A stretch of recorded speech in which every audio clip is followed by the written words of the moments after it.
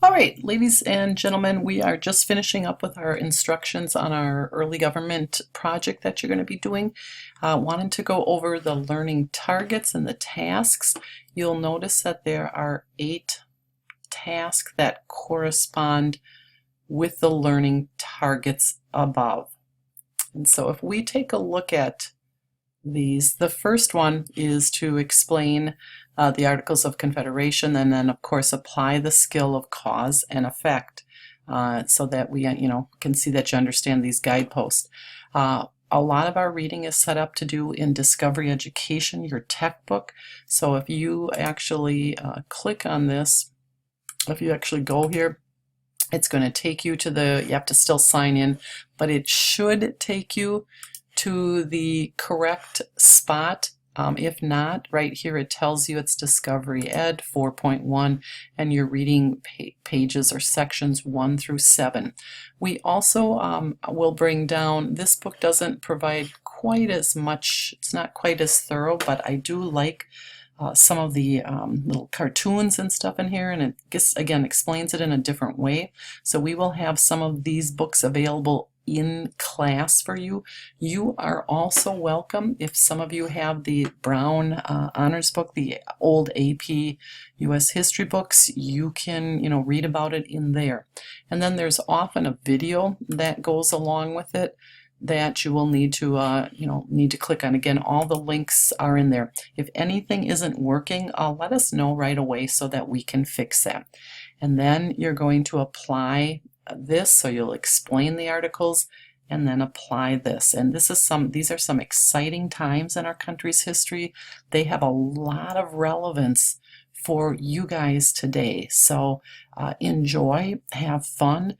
Try to put yourselves in the shoes of these people who are, going through and, trying to decide on our country's history and having a lot of disagreements along the way.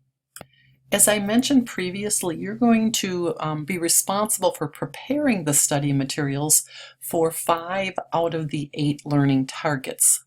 You need to know all of them. You need to understand all of them. You are welcome to do all of them if that makes you feel better, like you're really going to understand if you go through it and do it. Or you can do 5 and then use the study materials that your classmates have provided. Now, this is the method I've chosen to determine which 5. Your teacher may have some other method. So if we look at this first person here, she does not need to do number 1, number 3, and number 5. Okay, she does need to do the other ones. Okay, so she'll need to do the other ones that are not grayed out. This person does not need to do number 2, number 4, and he also does not need to do number 6. So again, this is a system I've chosen. Your teacher may have another method for deciding which 5 you are going to be directly responsible for. And I believe that we have said that if you wish to work with a partner to prepare number 2, if someone else has to do number 2 and you want to work with them, you can, that's fine. If you want to work with somebody to prepare number 4, again, someone who has number 4, you can, even if they don't, you can work with a partner.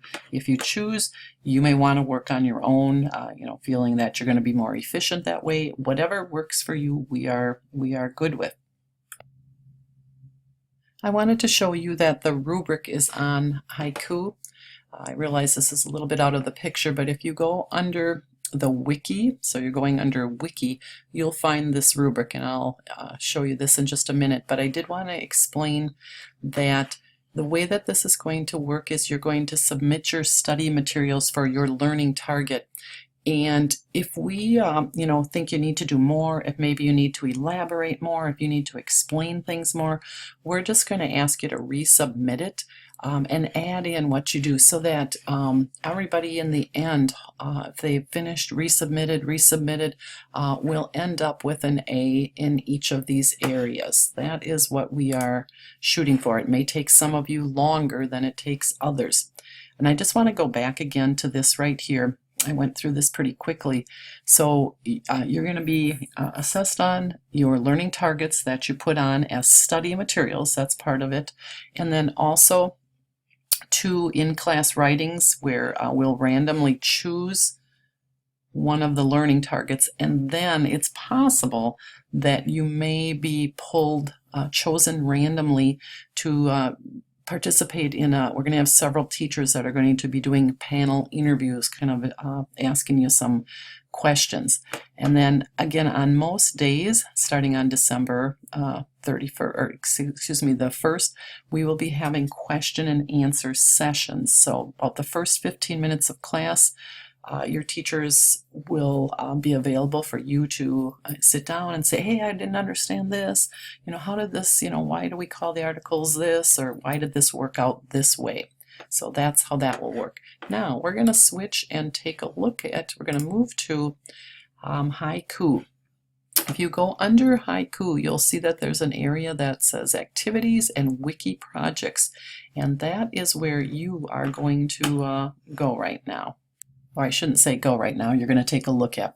All right, so 4th hour, you have your own wiki page where you're going to be able to post things. The pages are set up with the learning targets.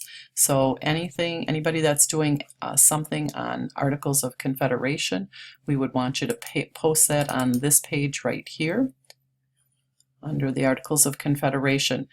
Very simple. You just add a content block. If you haven't done this on here, it's very simple, and you can just add this.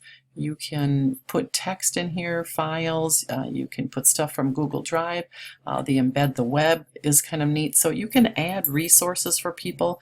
One thing that we will tell you though is that you can't just add resources. You actually need to create some study materials. So add videos and stuff if you find them, awesome, but we need to see your created materials.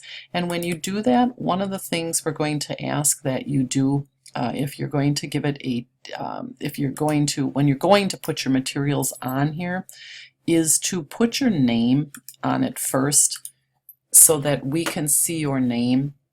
And again, this is a little bit out of the picture, but put your name and your partner's name so that we can see that, or just your name if you're working together. And then we're going to ask you to kind of keep alphabetizing that. That'll help us out in terms of taking a look at that.